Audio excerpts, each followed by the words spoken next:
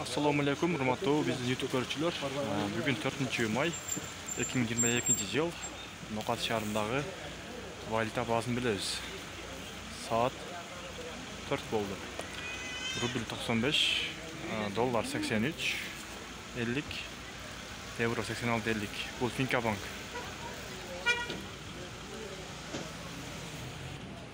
Бул Эко Ислам банктагы 83 доллар, 84 евро, 95 рубль.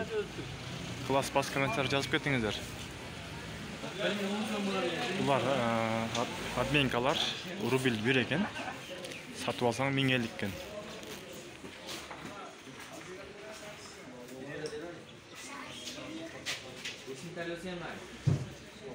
Бар эле бирдей экен. 1000. Бул жерде да ошондой экен. Класс комментарий жазып кетиңиздер.